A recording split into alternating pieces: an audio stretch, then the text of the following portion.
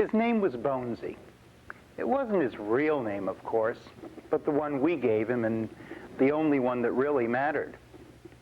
Now, I suppose you're wondering, how in the hell does a kid wind up with a name like Bonezy? Kind of creepy, but believe me, it fit. The word was, though I never saw it myself, that every now and then, just after dusk, Bonezy was seen roaming all over the neighborhood with his scuzzy brown bag slung over his shoulder, looking for roadkill. Not that there was a heck of a lot of it where we lived up in the heights, but I guess there was enough to keep him supplied. Dead cats, dogs, squirrels, whatever he could find, he'd pick up and slip into that awful bag. And then, well, this was mere conjecture, but still we were pretty sure, he'd bring them home, go into his room, open them up, and dissect them. One afternoon, about 10 minutes after school had let out, the four of us, Jerry, Peter, Nick, and me, were just coming back from our daily comic and candy run at Mike's candy store when we came to a sudden stop. There was old Bonezy sitting as casual as you please on the schoolyard steps, talking to, we couldn't believe our lustful 14-year-old eyes, Heidi Bloom. Heidi was 15 and a year older than us, and everybody, I mean every guy over 10 and probably more than a few chicks, had a crush on Heidi. Nick was especially nuts about her and kept going on about how he'd do her if he ever got his chance. My passions went beyond even Nick's, but I kept them to myself. Now here was this sniveling, scrawny piece of dogdom trying to make points with Heidi. Well, that just was not going to fly. We hid behind a car across the street and waited for our opportunity to be alone with Bonezy.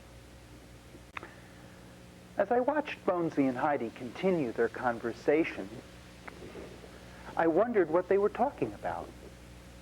He had already said more to this dark-eyed goddess who was the star of so many of my personal fantasies than I had ever had the guts to in the 6 months I had known her. Then, to our total and utter amazement, she puckered those all too luscious lips of hers and gave him a quick but actual kiss on his right cheek. Without another word, she got up and left him, at least for a few moments, alone with his dreams. He was so lost in his world that he never saw us coming until Nick tapped him on his shoulder. He tried to get up and make a run for it, but he didn't have a chance. It just took a couple seconds to pin him down. It was Nick's bright idea to take his pants off and hang them on top of the schoolyard fence. And when we had them off, it was I who climbed up that fence and put them there. They held him down, and he was crying and screaming every four-letter word I ever heard.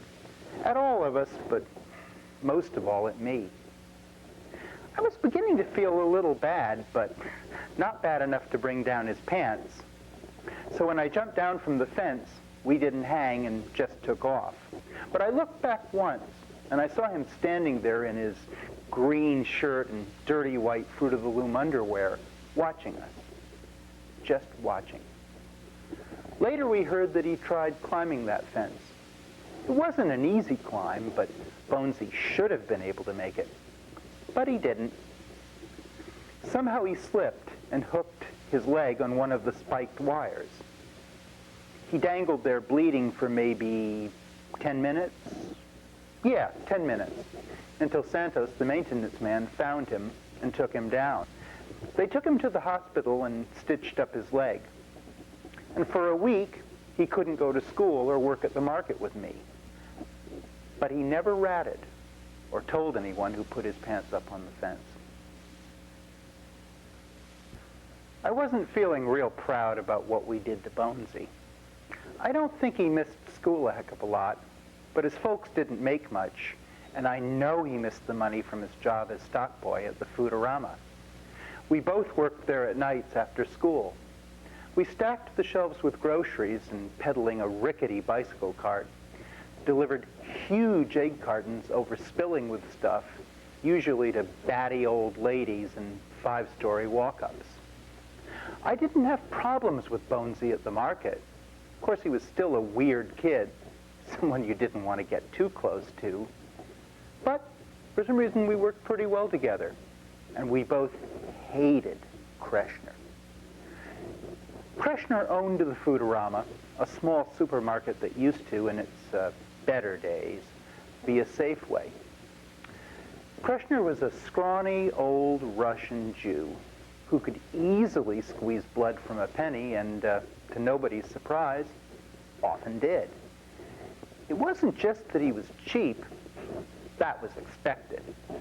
But he enjoyed running a tight ship, which meant that if you were there taking some, even a fraction of his money, you had better be damn busy doing something to earn it. The week that Bonezy was out was, for me, in more ways than one, a week from hell. Kreshner was pissed. He couldn't understand why Bonezy had to be out for so long simply because of a little scratch on his leg, and he couldn't understand why nobody wanted to take his place. Might have had something to do with the measly 40 cents an hour he was willing to pay, and the fact that every kid in the neighborhood knew what a general all-round SOB he was to work for. It was a Thursday night, past 8 and past closing time. Bonezy had been out for 4 days now, and Kreshner was really getting on my case. Nothing I did was ever good or fast enough for him. Misha! My name was Michael, but he always called me Misha. Get up off your lazy ass and restock the Campbell's soups. I told you that over an hour ago. Then mop the floor, and this time I don't want to see any spots missed. And when you're through, break down the cartons and bring them out to the shed. The shed. I never liked going out there. It was in the back of the market, sandwiched between an old warehouse and a burnt-out abandoned building. It was cold out there. Even in the summer, it didn't get more than 5 minutes of sun. And by night, there was something about the place that really gave me the creeps. Maybe it was because Kreshner was such a hoarder and kept about 2 tons of stuff out there.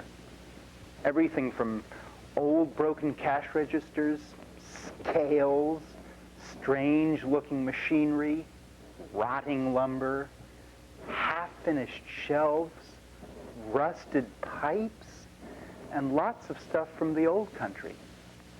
Funny, Bonezy never seemed to mind going out there at all. In fact, we worked it out so that he'd wind up doing most of the chores that needed being done in the shed. And if there was any spare time, he'd spend it there, usually bringing his brown bag carrying his snack, or so I thought. There was something about that place that was special to him, like it was maybe a shrine or something. Sometimes I'd go out there looking for him, call his name, and see him come out from under a pile of boards that were at the back of the shed. They, for some reason, were stacked up by the dozens and formed a kind of tunnel that only a child or a small guy like Bonezy could fit into. I never asked him what he did back there. Probably wouldn't have told me if I did. But there was one thing I knew. Whatever it was weird. It was late October and a cold night. I had torn and crushed up the boxes, and my scraped and cut hands were full as I walked past the open freezer on my way to the back room and the shed. I was never an angel, but one thing I didn't do was steal. You know, I think any kid working in a market has at one time or another swiped something and slipped it into his pocket. But as much as I disliked Kreshner and the way he treated us, I never took a thing from his store until tonight. I was bushed. I had a history report to finish. I was already missing Batman and a hot-looking Batgirl tonight. And most of all, I had to go out one more time to the shed. As I walked past the freezer, I loosened my hold on the boxes, and they began to slide out of my arms. Suddenly, they spilled and fell against the chocolate-covered halva section of the freezer. I had to be careful. Kreshner had eyes everywhere. As I picked them up, I also picked up a bar of halva, which was my all-time favorite candy, and slipped it under the flattened boxes, then continued toward the shed. I entered the back room and came to that heavy shed door.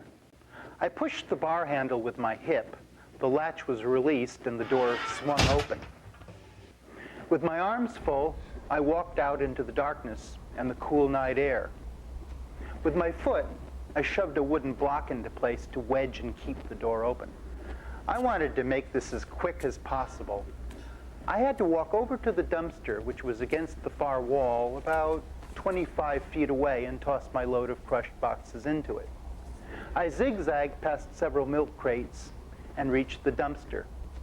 Then, hefting up about 40 pounds of cardboard, I threw my load into it. It crashed as it landed on and shattered what sounded like some plate glass. Suddenly, something shot out from behind the dumpster. I couldn't see much. The only light was coming through the crack in the door. What the hell was that? I think it was a cat. It had to be. It seemed about the right size, but there was something. I heard it again. It was dark and wet, not furry. Its strides were quicker, harder edged than the long legs and soft paws of a cat. I didn't know what it was, and I wasn't staying to find out. Something slammed hard against the wooden jamb and the door moved. I had just fractions of a second before it slammed shut. I bolted for the door. I'd just taken 2 strides when something hit the jamb again and the door began to close. 2 more strides and I leaped. Still holding the stolen candy in my right hand, I reached out and just wedged it into the closing space. Snap! The door slammed shut, crushing the candy, leaving half of it in what would have been my mangled hand. There was no handle on my side, nothing to grab a hold of. I was locked outside in the shed, but I was not alone. I pounded on the door with my fist. Mr. Kreshner! Mr. Kreshner! I'm locked outside in the shed! Mr. Kreshner! It was past closing time and just possible that Kreshner was getting ready to leave. Sometimes when I finished up and he was in the back, I'd just walk out the front, relock the door, and leave. I didn't always say goodnight, and he usually assumed that I'd gone home. He might already be out front, pulling down and locking the gates. It was cold and I wasn't wearing my jacket. I had only intended to step out for a moment, finish up, and then go home. Now I faced the prospect of spending a good part of the night out here in a damp and getting colder by the minute shed with a half bar of chocolate-covered halva and a large and not very friendly creature for company. The one light fixture over the door was broken, and the only light came from a building across the street and a street light over the wall about halfway down the block. I stopped banging on the door and tried to think out my situation. Could I climb the wall? It was 10 feet high, and I could probably get up there without much trouble. But there was a fence of barbed wire strung across its length, and I didn't want to brave that unless I absolutely had to. As I moved away from the door, something moved about 10 feet to my left. God, I didn't like this. I reached in my back pocket and took out some matches. I lit one, and it moved again away from the light. The match went out, and I lit another. I needed something, a weapon to hold and to protect myself with. I looked around, but there was nothing near the door. Then I saw an old electrician's satchel in a corner that might have some tools. I went over and reached down for it when I saw a small skull on the ground, about a foot away from it. Looking more closely, I could see more tiny bones and half-eaten animal remains scattered about near the wall and the wooden planks that I had sometimes seen Bonezy coming out of. By that entrance was a plastic bowl of rancid-looking water. I carefully picked up the satchel and moved it away. The leather was old and damp. It smelled bad, and its oily handle rubbed and started to crumble apart against my hand. I put it down and undid the latch. As I rummaged through it, I remembered how I would sometimes come out here and hear Bonezy talking. He'd say things like, "It's all right, no one's going to hurt you ever again, I promise." Like I said, Bonezy was weird, and I always thought he was talking to himself. But now I wasn't so sure. Maybe what was going on out here was a lot stranger than I had ever thought or could even imagine. My mind was racing. If Bonezy had somehow made friends with whatever was out here, was it possible that it somehow knew what I had done to its friend and was now out for revenge? That was nuts. And it was crazy to think like that, but this was a crazy situation. And I was a very frightened 14-year-old boy with a fevered imagination. My fingers touched, then grasped a wooden handle. I yanked it and pulled out a heavy hammer. Cautiously, hammer in hand, I walked back to the door. Nothing seemed to follow. Where was it? Had it gone? Had I frightened it away? Yeah, sure. Was it waiting for me? I reached the door safely. With my back against it, I listened. Still nothing. Then I turned, lifted my arm, and swung the hammer. My ears rattled as the hammer struck the steel door. Again, harder and harder, I slammed the hammer against the door. Paint chipped off, flying in my face, just missing my eyes. I closed them and continued to bang. I was making such a racket that I didn't hear it getting closer to me, but suddenly I felt it. A slight tug on my pants, then its teeth sunk into me. A jabbing jolt of pain on my left lower calf. I kicked out, trying to throw it off. It wouldn't budge.